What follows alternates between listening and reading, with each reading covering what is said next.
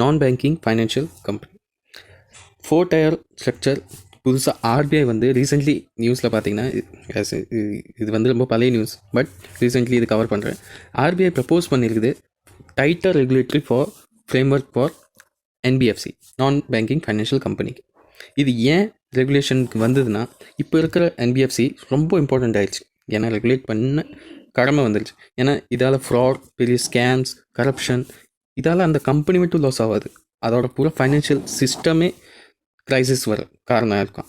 இதோட ஸ்டேட்டஸ்டிக் என்ன, ஒர்க் எப்படி ஆகும், ஆக்சுவலி இது எப்படி ஆப்ரேட் பண்ணுறாங்க, ஸோ இதெல்லாம் தான் பார்க்க போகிறோம் இந்த வீடியோவில். இதில் டைப்ஸ் ஆஃப் என்பிஎஃப்சி, அப்புறம் லேயர்ஸ், கரண்ட் ஸ்ட்ரக்சர் என்ன, ஏன் இதோட இம்பார்ட்டன்ஸ் அதிகமாச்சு ஆர்பிஐ கண்ணில், இதெல்லாம் தான் இது பார்க்க போகிறோம். இந்தியா வர்சஸ் யூஎஸ்ஏ பார்த்தீங்கன்னா, இதை நம்ம படிக்க போகிறது இல்லை டிஃப்ரென்ஷியேஷன் அந்தளவுக்கு மெச்சூர் இல்லை இந்தியா. யூஎஸ்ஏல பார்த்தீங்கன்னா இவ்வளோ ஃபைனான்ஷியல் சிஸ்டமை டாமினேட் பண்ணுறது ப்ரைவேட் செக்டர் என்பிஎஃப்சி மட்டும். எக்ஸாம்பிள் ஜேபி மார்கன் இருக்கான், மார்கன் ஸ்டான்லி, இதெல்லாம் சம் எக்ஸாம்பிள் யூஎஸோட. பட் இந்தியாவில் பேங்க் என்ன, எஸ்பிஐ பெரிய பேங்க். இதை தான் நம்ம ஸோ ஓவரால் ஃபைனான்ஷியல் சிஸ்டம் எப்படி ஒர்க் செய்யுது இந்த என்பிஎஃப்சியில். ஸோ ஃபஸ்ட்டு வந்து லேயர்ஸ் பார்க்கலாம். Base layer, middle layer, upper layer, top layer. Base லேயரை என்பிஎஃப்சி பிஎல்னு சொல்லலாம், மிடில் லேயரை எம்எல் சொல்லலாம், அப்பர் லேயரை யூஎல் சொல்லலாம், டாப் லேயர். இப்போ அப்பர் லேயர்லையும் டாப் லேயர்லையும் தான் அதிகமான என்பிஎஃப்சி வர்றதுக்கு காரணம் இருக்குது. இதில் தான் ஹைலி ரெகுலேஷன் ஸ்ட்ரிக்டாக ஃபாலோ பண்ணணுன்னு ஆர்பிஐ சொல்லுது. பட் இப்போதைக்கு இந்த ரெண்டுலேயும் எதுவுமே இல்லை. பேஸ் லேயர்லையும் மிடில் லேயர்லையும் தான் இருக்குது. இப்போது ஃபஸ்ட்டு என்பிஎஃப்சினா என்ன, நான் பேங்கிங் ஃபைனான்ஷியல் கம்பெனினா என்னன்னு தெரியும். நான் பேங்கிங் ஃபைனான்ஷியல் கம்பெனினா இது வந்து company register under companies act 1956. So இதோட பிஸ்னஸ் என்ன, லோன், அட்வான்ஸ் கொடுக்கும், acquisition of shares, stocks, bonds, debentures, security issued by government, இதெல்லாம் பர்ச்சேஸ் பண்ணுறதும் சேல் பண்ணுறதும், வாங்குறதும் விற்கிறதும், இதோட வேலை தான் இது. ஸோ சம் எக்ஸாம்பிள் வந்து லீசிங்கில் இருக்கும், பெரிய ஷோரூம் வச்சுங்க, இல்லை கம்பெனி வச்சுங்க, ஆர்கனைசேஷனை, hire purchase, insurance business, chit ஃபண்டில், இதோட வேலை இது. ஓகே, ஸோ நெக்ஸ்ட் வந்து இதோட பேசிக் அக்ரிகல்ச்சர் ஆக்டிவிட்டீஸில் மਤਲਬ ப்ரைமரிலி அந்த ஆக்டிவிட்டீஸ் வந்து அக்ரிகல்ச்சர் ஆக்டிவிட்டீஸாக இருக்கணும், இல்லை இண்டஸ்ட்ரியல் ஆக்டிவிட்டீஸாக இருக்கணும், இல்லை purchase and sales of goods. இது வந்து அந்த செக்யூரிட்டி சேல்ஸ், செக்யூரிட்டி இல்லை, ஷேர்ஸ். ஈக்விட்டின்னா என்ன, ஷேர்ஸ். இது விற்கிறது இது இல்லை. டெப்ட் மீன்ஸ் லோன் கொடுக்குறது. இதில் என்னென்னா மியூச்சுவல் ஃபண்ட், டெப்ட் mortgage, treasury bill, security bill, shares, இதெல்லாம் தான் ஃபைனான்ஷியலி ஒர்க் செய்கிற, இதெல்லாம் தான் என்பிஎஃப்சி ஃபண்ட். மਤਲਬ இதோட விற்கிறதும் வாங்குறதும் இதோட வேலை இது. சம்டைம்ஸ் டிராக்டர் விற்கிறது, கார் லோன், இதெல்லாம் இது பண்ணாது, பர்ச்சேஸ் பண்ணாது, சேல் பண்ணாது. இந்த வேலையில் இருந்துச்சுன்னா கம்பெனி அதுக்கு அது லோன் கொடுக்காது. சம் இம்மூவல் ப்ராப்பர்ட்டிக்கு ஜஸ்ட் ப்ராப்பர்ட்டி டீலராக இருப்பாங்க, அவனுக்கெல்லாம் என்பிஎஃப்சி ஆஃபர் பண்ணும். அவன் ஏன்னா அந்த கம்பெனி வச்சுருக்கிறான், இம்மூவல் ப்ராப்பர்ட்டிஸ் ஆர்கனைசேஷன் அவன். ஸோ அதனால அவனுக்கு கிடைக்கலாம். ஸோ வீட்டுக்கு இந்த மாதிரி இதுக்கெல்லாம் இந்த என்பிஎஃப்சி ஒர்க் செய்யாது. இப்போது என்பிஎஃப்சி ஏன் இன்க்ரீஸ் ஆகிடுச்சு, இம்பார்ட்டன்ஸ் இவ்வளோ கொடுக்குறதா இருக்குது ஆர்பிஐக்கு. ஏன்னா இப்போ பேங்க் என்ன பண்ணும், சாதாரண பேங்க்கு டிபாசிட் பண்ணும், நம்மளோட காசு வந்து டிபாசிட் பண்ணும், அதுக்கு ஒரு இன்ட்ரெஸ்ட் ரேட் தருவான். அதுக்கப்புறம் அதே காசை வச்சு வெளியே லெண்டிங் பண்ணுவான், காசு அனுப்புவான். அந்த லெண்டிங் என்ன பண்ணுவான், ஹையர் ரேட்டில் இன்ட்ரெஸ்ட் வாங்குவான். இதே வேலை தானே பேங்க் செய்யும். அதே மாதிரி ஒரு படி கீழே, அந்த அளவுக்கு இல்லை, பட் ஒரு படி கீழே என்பிஎஃப்சி வேலை பார்க்கும், நான் பேங்கிங் ஃபைனான்ஷியல் கம்பெனி. பட் இதே லைக் தட் அப்படி தான், இல்லை ஓரளவுக்கு அது கீழே வேலை பார்க்கும். ஆனால் அவன் டிபாசிட் வாங்குறது இல்லை. பட் இது ஹை லெவலில் ஆரம்பித்ததுனால தான் இப்போ ஆர்பிஐ வந்து இதில் strict regulation, four tier structure சொன்னால அதை ஆரம்பிக்கலன்னு ரெகுலேஷன் பண்ணிடுது. இதோட சம் எக்ஸாம்பிள் வந்து ஃபிக்ஸ் டிபாசிட் பண்ணும். எக்ஸாம்பிள் வந்து பஜாஜ் ஃபைனான்ஸ், அதெல்லாம் என்ன, ஃபிக்ஸ் டிபாசிட் பண்ணதில் அதில் நம்ம காசு போடுறோம், அது அப்புறம் இன்ட்ரெஸ்ட் ரேட்டில் அது நம்மளுக்கு கொடுக்குது. இதில் டிஃப்ரெண்ட் டைப்ஸ் ஆஃப் என்பிஎஃப்சி என்னென்னா, அசெட் ஃபைனான்ஸ் கம்பெனி இருக்கலாம், லோன் கம்பெனி இருக்கலாம், மார்ட்கேஜ் கேரண்டி கம்பெனி இருக்கலாம், இன்வெஸ்ட்மெண்ட் கம்பெனி இருக்கலாம், கோர் இன்வெஸ்ட்மெண்ட் இருக்கலாம், இன்ஃப்ராஸ்ட்ரக்சர் இருக்கலாம், மைக்ரோ ஃபைனான்ஸ் இருக்கலாம். So housing loan, deposit expecting, இது வந்து டிபாசிட் அக்செப்டிங் ஒன்று பண்ணும், இல்லைன்னா நான் டிபாசிட். 2 வகையான டிபாசிட் இருக்குது. ஒன்று டிபாசிட் பண்ணுறதும் இருக்குது, இன்னொன்று நான் டிபாசிட் பண்ணுறதும் இருக்குது. ஸோ இதுலேருந்து டிஃப்ரென்ஸ் பார்த்துக்கலாம். இது வந்து ஏன் இம்பார்ட்டன்ட்னு இப்போ பார்க்க போகிறோம். இப்போ பேங்க், இவ்வளோ பெரிய பேங்க் வந்து ஃப்ளாட் ஆனால் ஃபைனான்ஷியல் சிஸ்டமே கிரைசிஸ் ஆகிறதுக்கு சான்ஸ் இருக்குது. இது வந்து ஆல்ரெடி ஆயிருக்கு. எங்கே? யூஎஸ்ஏல 2008 யூஎஸ்ஏல JP Morgan versus JP Morgan versus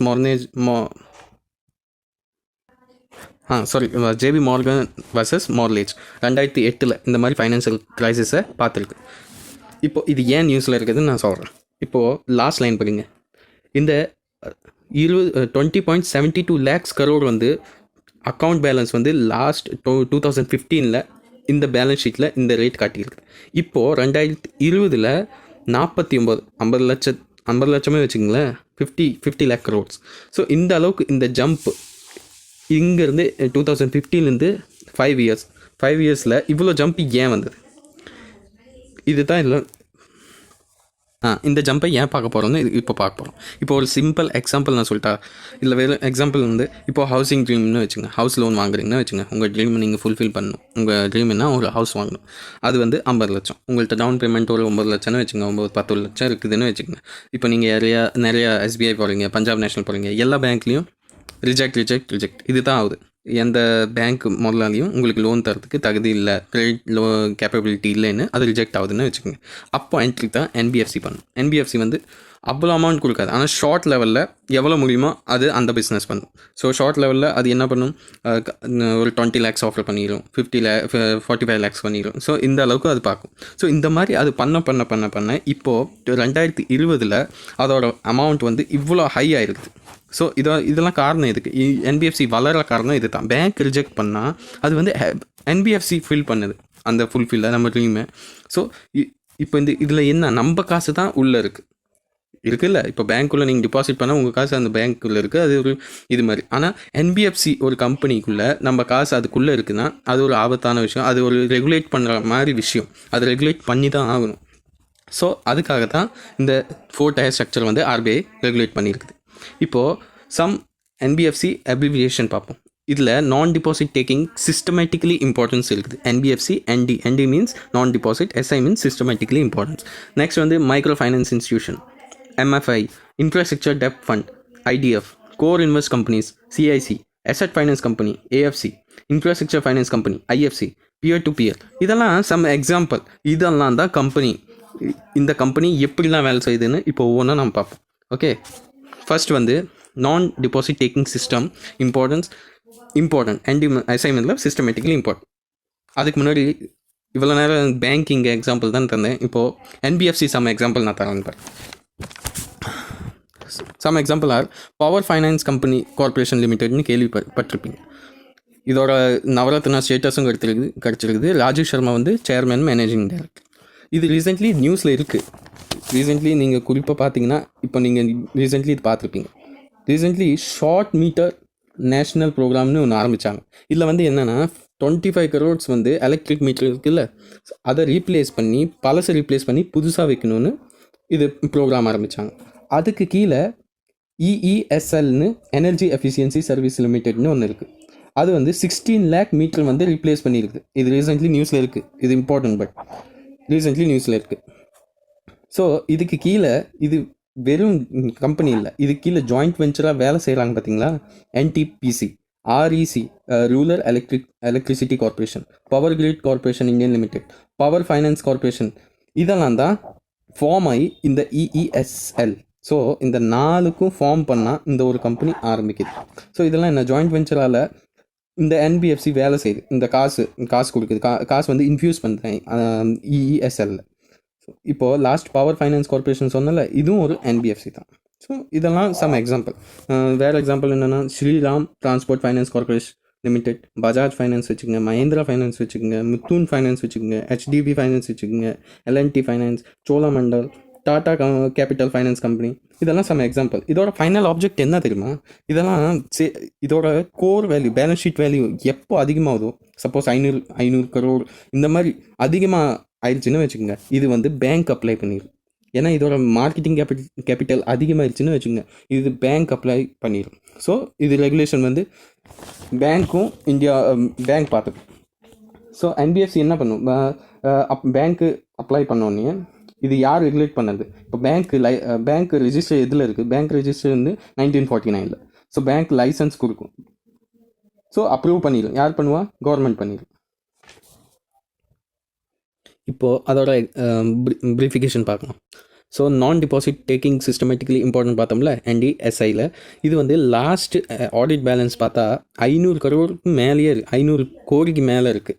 so இது வந்து ஆட்டோமேட்டிக்கலி இது சிஸ்டமேட்டிக்கலி இம்பார்ட்டண்ட் ஆகிருக்கு. பை இப்போது நம்ம காசு வந்து இவ்வளோ NBFCயில் இருக்குதுன்னா அது ஸ்ட்ரிக்டாக ரெகுலேஷன் பண்ணுறதுக்குன்னு ஒரு ஆர்கனைசேஷன் வேணும்ல, அது தான் RBI பண்ணுது. இப்போ நம்ம காசு இந்த இதில் போட்டிருக்கிறோம்னா ஸோ அந்த அளவுக்கு ஸ்ட்ரிக்ட் ரெகுலேஷன் இருக்கும். இப்போ பேங்க் வந்து RBI NBFCக்கு வந்து பேங்க் வந்து ஸ்ட்ரிக்டாக வாட்ச் பண்ணுறதுக்கு டே டு டே அந்த ட்ரான்சாக்ஷன் பண்ணுறதுக்கு RBI பண்ணதில்ல, அதே மாதிரி தான் இப்போ NBFCலும் பண்ண ஆரம்பிச்சிட்டோம். நெக்ஸ்ட் வந்து MFI. ஸோ MFI பார்த்தோம்ல, MFIயில் என்ன 5 கோடிக்கு மேலே இருந்தால், இது வந்து 5 கோடிக்கு மேலே இருந்தால் இதில் ஸ்ட்ரிக்ட் ரெகுலேஷன் பண்ணுவாங்க. செகண்ட் வந்து IDFல இப்போ இந்த IDF என்ன பண்ணுது தெரியுமா? இப்போ ஒரு ஆர்கனைசேஷன் வச்சுக்கோங்க, அதில் நம்ம ஃபண்டு போடுறோம், மக்கள்லாம் பீப்புள்ஸ்லாம் ஃபண்டு போடுறோம். இந்த ஃபண்டை வந்து இந்த ஆர்கனைசேஷன் வந்து இன்னொரு இன்ஃப்ராஸ்ட்ரக்சர் கம்பெனிக்கு லேண்ட் பண்ணிடும். இந்த இன்ஃப்ராஸ்ட்ரக்சர் கம்பெனி வந்து பெரிய இன்ஃப்ராஸ்ட்ரக்சர் கம்பெனிக்கு காசு போடும். ஸோ இந்த கம்பெனிலேருந்து வர டிவிடெண்ட்ஸ் தான் நம்ம மக்களுக்கு போகும், இந்த பீப்புள்ஸ்க்குலாம் போகும், யார் யார் காசு போட்டோம். இந்த மாதிரி பிஸ்னஸ் பண்ணது தான் IDF. செகண்ட் வந்து கோர் இன்வெஸ்ட்மெண்ட். இதுவும் அப்படி தான், கோர் டு கோர் மਤਲਬ கம்பெனிஸ். இது ஹைலி கம்பெனி குரூப் ஆஃப் கம்பெனிஸ்லாம் இது ஷேர்ஸ் வாங்குறதும் விற்கிறதும் இதோட வேலை. இது பெரிய பெரிய கம்பெனிஸ்க்கெலாம் ஒன்லி விற்கிறதும் வாங்குறது தான் இதோட வேலை. ஸோ இது பார்க்கும். அசெட் ஃபைனான்ஸ் கம்பெனி, இது ஒரு ஃபைனான்ஸ் பண்ணும்.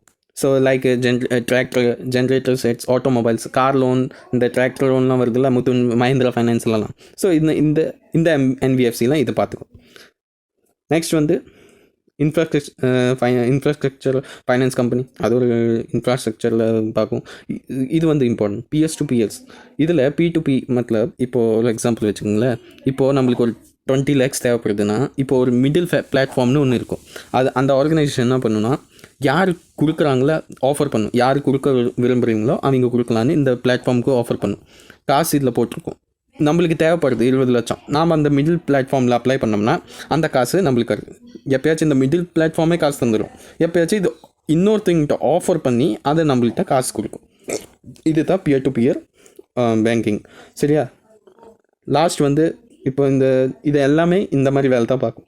லாஸ்ட் வந்து அசெட் ரீகன்ஸ்ட்ரக்ஷன் கம்பெனி. ஓகே, இந்த கம்பெனி என்ன பண்ணும்? இப்போ நம்மளுக்கு ஒரு ஆர்கனைசேஷன் ஆரம்பிக்கணும்னு வச்சுக்கோங்க, 500 கோடி தேவைப்படுது. நான் SBIட்ட லோன் கேட்டிருக்கேன்.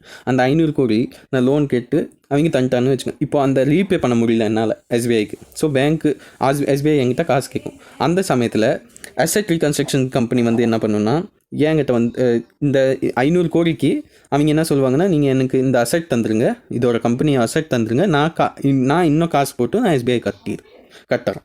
இந்த நடுவில் என்ட்ரி ஆகுதுல்ல, இது தான் அசெட் ரீகன்ஸ்ட்ரக்ஷன் சிஸ்டம்னு சொல்லுவாங்க. ஸோ இதெல்லாம் டைப்ஸ் ஆஃப் நம்ம பார்த்தோம் லேயர். இது இப்போ எக்ஸ்பிளைன் பண்ணி RBI என்ன ரெகுலேஷன் எடுத்ததுன்னு இப்போ பார்க்குறோம். இதில் பேஸ் லேயர் என்னென்ன வருதுன்னா, நான் டிபாசிட் வருது, பியர் டு பியர் வருது. இதெல்லாம் ஹைலி மਤਲਬ இப்போதைக்கு நம்ம ரெகுலேஷன் வைக்கணும், ஆனால் அந்த அளவுக்கு இல்லை, நம்ம ஸ்ட்ரிக்ட் வாட்சிங்லாம் இல்லை. பேஸ் லேயரில் இந்த கம்பெனிஸ்லாம் வைக்கலாம். மிடில் லேயர் தான் இம்பார்ட்டன்ட். இதில் தான் 500 கோடிக்கு மேலே நம்ம பார்த்தோம்ல, NDSI நான் டிபாசிட் சிஸ்டமேட்டிக்லி இம்பார்ட்டன்ட்னு பார்த்தோம்ல, அது வரும். IFC வரும், IDF வரும். ஸோ கோர் இன்வெஸ்ட்மெண்ட் கம்பெனி, ஏன்னா இதெல்லாம் பெரிய பெரிய கம்பெனி, இதெல்லாம் 500 கோடி இதுக்கு மேலே தான் இவங்களுக்கு இன்வெஸ்ட்மெண்ட்டே.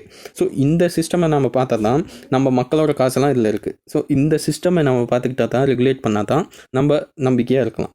இது எப்போ வேணாலும் கிரைசிஸ் ஆகலாம். கிரைசிஸ் ஆனால் economic ஃபெயிலியர் ஆகும். ஸோ economic growth-ஏ பூரா நின்று போயிடும். ஸோ இந்த ரெகுலேஷனுக்காக தான் மிடில் லேயர் பண்ணலாம். இந்த மிடில் லேயரில் இந்த கம்பெனி NBFC D இருக்குது, ND சிஸ்டமேட்டிக்கலி இம்பார்ட்டன்ட் இருக்குது, IFC இருக்குது, IDF இருக்குது, SPD இருக்குது. ஸோ இதெல்லாம் மிடில் லேயர். அப்பர் லேயரில் இன்னும் எதுவும் போடல.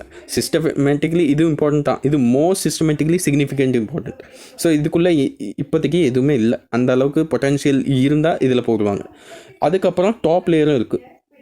இது அதை விட அப்பர் லேயரோட அதிகமான ஜட்ஜ் பண்ணணும், இதை சூப்பர்வைஸ் பண்ணுறதுக்கு இது டாப் லேயர் வச்சுருக்குறாங்க. ஸோ இது 2 லேயர்லையும் இப்போதைக்கு எதுவுமே போடல. இன்கேஸ் 500 crore இப்போ 1000 crores மாறிடுச்சுன்னா 1000 lakh crores மாறிடுச்சுன்னா இப்போ அப்பர் லேயர் டாப் லேயரில் போகிறதுக்கு சான்ஸ் இருக்குது. ஸோ இது சிஸ்டமேட்டிக்கலி இம்பார்ட்டண்ட் ஆகிடுச்சு. இப்போதைக்கு என்பிஎஃப்சி ஏன் இந்த அளவுக்கு இன்க்ரிமெண்ட் ஆகுது இதெல்லாம் நான் இந்த வீடியோவில் பேசினேன். ஸோ தேங்க்யூ கைஸ், லைக் பண்ணுங்கள், ஷேர் பண்ணுங்கள்.